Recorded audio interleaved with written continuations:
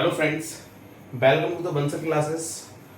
और आज का जो टॉपिक है वो molecular basis of inheritance class 12 और नीट के लिए भी बेहद इंपॉर्टेंट टॉपिक है। यहाँ पर हम देखने जा रहे हैं सर्च फॉर जेनेटिक मटेरियल, जिसका पहला एक्सपेरिमेंट है। जो पहला एक्सपेरिमेंट है वो है ग्रिफिथ सर का। पहली बात तो इसके कुछ बेसिक्स समझ लो। बेसिक्स ये थे कि इनके एक्सपेरिमेंट आने से पहले साइंटिस्टों में यार ये खुजली थी कि एक्चुअल में जेनेटिक मटेरियल है क्या डीएनए आरएनए जेनेटिक मटेरियल है या प्रोटीन जेनेटिक मटेरियल है, यही अभी कंफर्म नहीं हुआ था। अगर यही कंफर्म नहीं हुआ तो जाहिर सी बात है यार कि ये पूरा जो फिनोमेना था as a genetic transformation principle वो भी एक्सप्लेन नहीं हुआ था। तो अब क्या हुआ, ग्रिफिथ सर आए थे। ग्रिफिथ सर मतलब 1926 से ये कहानी स्टार्ट होगी भाई, प्रोटीन भी शायद जेनेटिक मटेरियल है। ये किसी को पता नहीं कि प्रोटीन जेनेटिक मटेरियल नहीं है, बट ये कंक्लूजन चलते आए कि प्रोटीन और डीएनए में से कोई ना कोई जेनेटिक मटेरियल है। अब उन्होंने क्या किया, हालांकि बताया तो इन्होंने भी नहीं, बट इन्होंने कोई ना कोई कंक्लूजन दे दिया। अब देखो कंक्लूजन जो दिया ना वो जरा एक बार हमें समझना है, मेन कंटेंट हमारी हुई है। जरा मैं बात करूं यहाँ पर, तो ग्रिफिथ का जो एक्सपेरिमेंट था जो आया था वो आया था 1928 में, इंपॉर्टेंट डेट है। और जो एक्सपेरिमेंट था वो था ट्रांसफॉर्मिंग प्रिंसिपल। ट्रांसफॉर्मिंग मतलब ये ट्रांसफॉर्म होना, चेंज होना। और चेंज होगा जब उसका डीएनए से कांटेक्ट होगा। जाहिर सी बात है यार उस टाइम पे जेनेटिक मटेरियल सोर्स मेरा डीएनए नहीं है, ये दिमाग में रखना है। अब देखिए यहां पर क्या होगा, इन्होंने अपने एक्सपेरिमेंट करने के लिए एक बैक्टीरिया लिया जिसका नाम क्या है, स्ट्रेप्टोकोकस न्यूमोनाई बैक्टीरिया। किसी में आपको ये डिप्लोकोकस के नाम से भी दे सकता है, डिप्लोकोकस न्यूमोनाई। स्ट्रेप्टो मतलब होता है चेन, किसकी चेन होगी, न्यूमोनाई बैक्टीरिया की चेन होगी, बहुत लंबी चेन जो होगी इसको बोलते हैं स्ट्रेप्टोकोकस। और डिप्लोकोकस भी आया तो भाई दोनों एक ही बात है यार। उसमें बात होगा कि उसमें चेन की जो यूनिट होगी वहां पर डिप्लोकोकस के केस में क्या होगा, ये दो होंगे। और स्ट्रेप्टोकोकस के केस में क्या होगा, एक बहुत लंबी चेन होगी। तो ये दोनों में से किसी फॉर्म में भी लिख सकते हो आप, डिप्लोकोकस भी लिख सकते हो, स्ट्रेप्टोकोकस भी लिख सकते हो। आपका ये कोई गलत स्टेटमेंट नहीं माना जाएगा। अगर मैं यहां पर देखूं, इन्होंने जो बैक्टीरिया लिया था वो था स्ट्रेप्टोकोकस न्यूमोनाई, मतलब एक ऐसा बैक्टीरिया था जो स्ट्रेप्टोकोकस न्यूमोनाई मतलब निमोनिया कॉज कर सकता था। तो इन्होंने इसकी दो स्ट्रेन ली, एक तो स्मूथ स्ट्रेन है और दूसरी रफ स्ट्रेन है। स्मूथ स्ट्रेन जो थी उसको एस थर्ड के नाम से जाना गया, रफ स्ट्रेन जो है उसे आर सेकंड के नाम से जाना गया। अगर मैं यहां पर बात करूं तो ये दोनों बैक्टीरियाज के एग्जांपल हैं।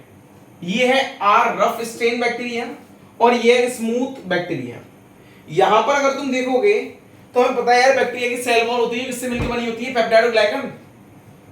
तो यहां पर अगर मैं देखूं तो ये मेरे पास इनर वॉल है जिसको हम क्या बोलते हैं, प्लाज्मा मेम्ब्रेन के नाम से।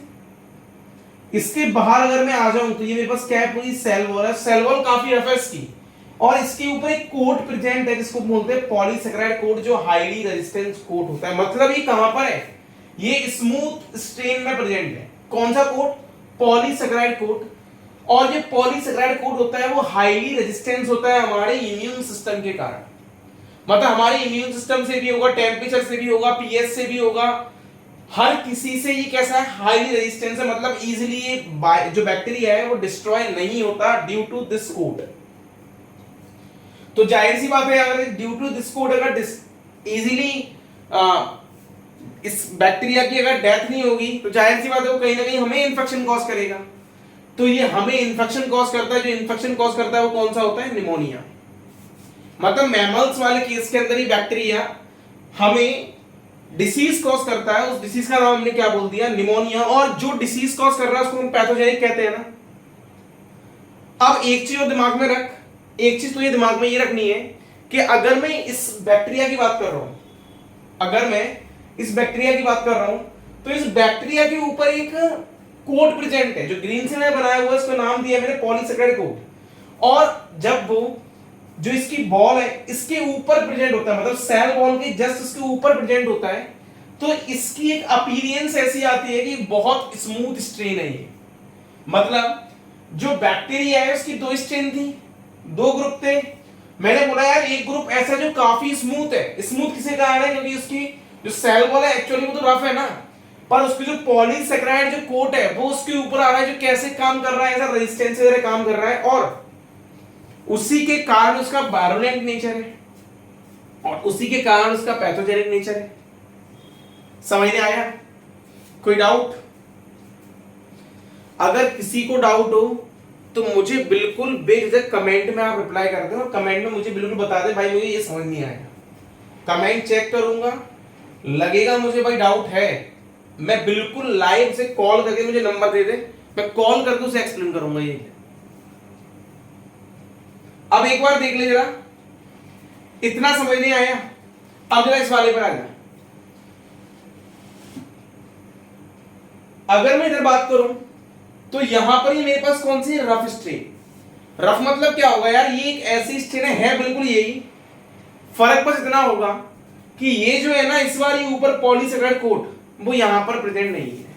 आप सोच ले यार खुद यार, एक कोट प्रेजेंट नहीं है, सील्ड प्रेजेंट नहीं है, ढाल प्रेजेंट नहीं है, सिंपल सा क्या होगा, क्या होगा, नॉन पैथोजेनिक होगा।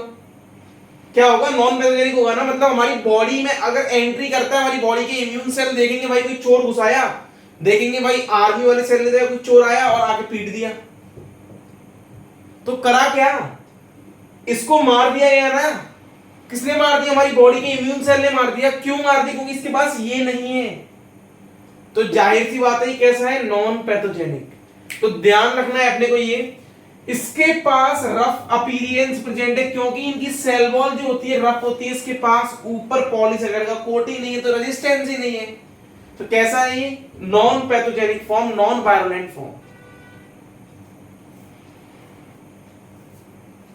कोई डाउट? एक बार आप इसका जल्दी से स्क्रीनशॉट ले लें, उसके बाद मैं नेक्स्ट इसका स्टार्ट करा रहा हूं। अभी सिर्फ ग्रिफिथ एक्सपेरिमेंट में जो बैक्टीरिया लिया गया था उसके बारे में बताया है मैंने, दो फॉर्म्स थी, उस फॉर्म्स के बारे में बताया है, कौन सी वायरुलेंट है वो दिमाग में रखनी है, और कौन सी नॉन वायरुलेंट है वो भी आपको दिमाग में रखनी है। पैथोजेनिक कौन है, नॉन पैथोजेनिक कौन है, साइनिंग अपीयरेंस कौन दे रही है, और रफ अपीयरेंस कौन सी दे रही है, वो आपको दिमाग में रखनी पड़ेगी। और स्मूथ का दूसरा नाम मतलब एस्थर बोला गया है, रफ को आर सेकंड बोला गया है। स्ट्रेप्टोकोकस न्यूमोनियाई बैक्टीरिया है, और जो प्रिंसिपल है जिस पर ये वर्क कर रहे हैं वो है ट्रांसफॉर्मेशन प्रिंसिपल। समझ में आ गया? कोई डाउट? आप जल्दी से इसका स्क्रीनशॉट लें।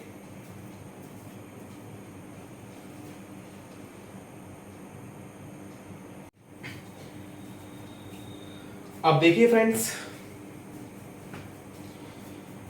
पिछली वाली कहानी पूरी हो गई, अब नेक्स्ट कहानी है इनकी। नेक्स्ट कहानी ये है कि भाई अब इन्होंने क्या किया, अपने एक्सपेरिमेंट पे आ गए। एक्सपेरिमेंट पे आ गए, उन्होंने क्या किया, पहली जो एस स्ट्रेन तो समझ गए ना, कौन सी स्ट्रेन, जो वायरुलेंट स्ट्रेन है, जो पैथोजेनिक स्ट्रेन है। तो उन्होंने क्या बोला, भाई कोई लिविंग एस स्ट्रेन ली और इंजेक्शन के थ्रू चूहे के अंदर, माइस के अंदर वो क्या कर दी, इंजेक्ट कर दी। अरे यार चूहे से कहानी ध्यान आई, पहले तो जरा मुझे एक चीज बताओ, जो ये माइस है, चूहा है, ये चूहा मैमल है या किसी और ग्रुप में आता है? जाहिर सी बात है यार मैमेलिया है। और जो चूहे की जो आगे वाले दांत होते हैं ना, वो चूहा कुतरने का काम क्यों करता है, हर चीज कुतरता क्यों है, क्या रीजन है उसका? जो उसके आगे वाले जो दांत होते हैं चूहे के, वो बहुत जल्दी जल्दी बढ़ते हैं, तो वो दांतों को घिसने के लिए वो क्या करते हैं, इन सामानों को ले कुतरते हैं। कुतरने से क्या होता है, दांत घिसते हैं तो वो ज्यादा बड़े नहीं हो पाते। तो ये भाई उनका कोई ऐसा नहीं मजा आता उन काम में, उन्हें अपने दांत की कंट्रोलिंग को कम करने के लिए वो क्या करते हैं, कुतरते रहते हैं। अब देख, मान के चल एक लिविंग एस स्ट्रेन है जो वायरुलेंट है, सिंपल सी बात है, अगर वो किसी भी माइस के अंदर जाएगी तो क्या करेगी, इन्फेक्शन कॉज करेगी, चूहा बिकम डाई, मर गया चूहा। दूसरे वाले केस में क्या हुआ, आर स्ट्रेन डाली किसी चूहे के अंदर डाली, पर आर स्ट्रेन के ऊपर वो कोट नहीं था, तो रेजिस्टेंस वाली एबिलिटी नहीं थी, चूहा बिकम जिंदा बच गया। राम राम गिनना था ये चूहे। इधर देख नेक्स्ट, हीट किल्ड जो एस स्ट्रेन है। अब क्या किया, एक एस स्ट्रेन ली उसको एक बीकर के अंदर डालकर उसे हीट कर दिया गया। तो हीट करेंगे तो क्या होगा भाई, हीट करने से वो एसिटेट मर गई। तो मैंने बोल दिया उसको क्या, हीट किल्ड एसिटेट। पर वो तो मर गई, पर उसके कहीं ना कहीं डीएनए प्रेजेंट था। पर मैं अभी ऐसी बात नहीं करूंगा क्योंकि भाई जेनेटिक्स में ग्रिफिथ ने भी बताया था इसके बारे में कुछ भी। ग्रिफिथ ने भी उस डीएनए के बारे में कुछ भी नहीं बताया। उन्होंने बताया नहीं कि भाई ट्रांसफॉर्मिंग हो किसके थ्रू रहा है, बस उन्होंने ये बता दिया कोई ना कोई ट्रांसफॉर्म करने वाला एलिमेंट है। और जैसे इन्होंने हीट किल्ड एसिस्टेन ली और उसे माइस के अंदर इंजेक्ट कराया, तो यार इस वाले केस में भी माइस जिंदा था। अब बस यार एक केस है फोर्थ वाला, और जो सबसे ज्यादा इंपॉर्टेंट केस है, और वही केस समझने की रिक्वायरमेंट है, ऐसा क्यों हुआ है एक्चुअली में। अब जरा मैं एक चीज देखूं तो यहां पर मेरे पास क्या है, मैंने क्या लिया इस बार देख, पहले वाले मैंने आर स्टेन लिया था लिविंग, तो माइस में वो कैसा मिला था, जिंदा मिला था।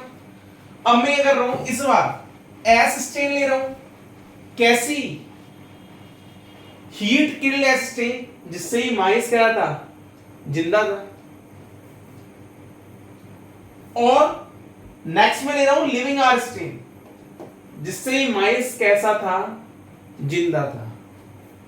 बट अब मैंने दोनों ही केस लिए, और जब मैंने ये दोनों केस लिए और इसके बाद अब मुझे रिजल्ट देखने के लिए मिला ना, तो रिजल्ट देखने के लिए मुझे ये मिला क्योंकि माइस मर चुका है। और ये केस अगर माइस मर चुका है, चल भाई ठीक है मर गया, और मरने का रीजन जब पोस्टमार्टम किया गया ना उसकी बॉडी का, तो यार पता चला कि उसकी बॉडी में लिविंग आर स्टेन भी प्रेजेंट है और लिविंग एस स्टेन भी प्रेजेंट है, मतलब दोनों तरीके के स्टेन यहां पर प्रेजेंट है। हालांकि एस स्टेन कैसी थी,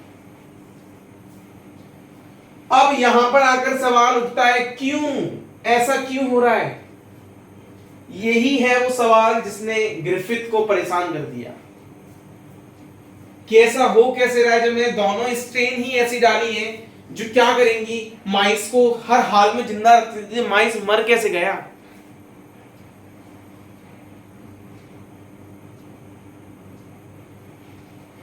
अब यहां पर इस वाले केस में यहां पर क्या हुआ, जो आर स्टेन और एस स्टेन की अगर मैं बात करूं, तो यार ऐसा नहीं था कि आर स्टेन तो लिविंग फॉर्म में थी, ये समझने आता है कि भाई ये तो लिविंग फॉर्म में होगी, बट एस स्टेन यहां पर नॉन लिविंग फॉर्म में थी, ये समझ नहीं आता कि वो एस स्टेन यहां पर लिविंग फॉर्म कैसे थी। हालांकि तू अंतर जानता है एस और आर में, क्या अंतर था, कमेंट में लिख दो यार, कमेंट में लिख दो जल्दी, अंतर क्या था। अंतर सिर्फ एक ही था यार, यहां पर पॉलीसेकेराइड कोड प्रेजेंट था और यहां पर पॉलीसेकेराइड कोड एब्सेंट था, बाकी सारे स्ट्रक्चर सेम थे।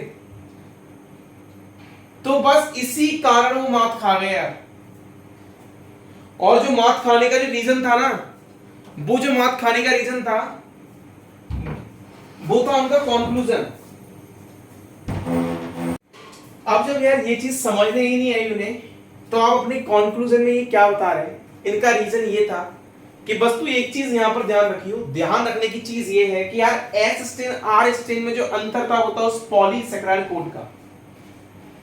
मतलब आर स्टेन और एस स्टेन में डिफरेंस बनाने वाला वो एक कोड था, उस कोड के कारण वो सिंगल बैक्टीरिया वायरलेंट हो गया। अब देख उन्होंने क्या बताया, कंक्लूजन ढंग से समझ ले भाई, इंपोर्टेंट है, बोर्ड के लिहाज से बहुत इंपोर्टेंट है, नीट के लिहाज से तो है ही है, ठीक है। अब देख क्वेश्चन देख, क्वेश्चन ये था इनका भाई कि ये मरा हुआ जिंदा कैसे हो गया माइस के अंदर जाते समय, चमत्कारी माइस है ये। इधर देख, अब इधर क्या होगा, इनका कंक्लूजन ये आया कि भाई कुछ ना कुछ ऐसा हुआ है कि जो एस स्ट्रेन है, जो एस स्ट्रेन है उसमें से कोई चीज गई है आर स्ट्रेन के पास। एस स्ट्रेन में कोई चीज निकल के गई है आर स्ट्रेन के पास, और वो आर स्ट्रेन अब कन्वर्ट हो गया है एस स्ट्रेन में। चमका नहीं चमका तो एक बार और देख, यहां पर क्या था, हमारे पास जो आर स्ट्रेन थी और किल्ड एस स्ट्रेन भी थी। अब ये क्या बता रहा है कि यार एस स्ट्रेन में से कोई चीज निकल कर इस आर स्ट्रेन के पास आई है, और जिसने आर स्ट्रेन को कन्वर्ट कर दिया किसके अंदर, एस स्ट्रेन के अंदर। अब चमका। और जो चीज आई है ना उसी को उन्होंने कहा था ट्रांसफॉर्मिंग प्रिंसिपल। उन्होंने बताया ही नहीं आई क्या है, बताया ही नहीं उन्होंने आई क्या है, बस ये बता दिया कि उसके कारण आकर ये बिहेवियर चेंज कर चुका है। आई क्या ये बताया ही नहीं यहां पर।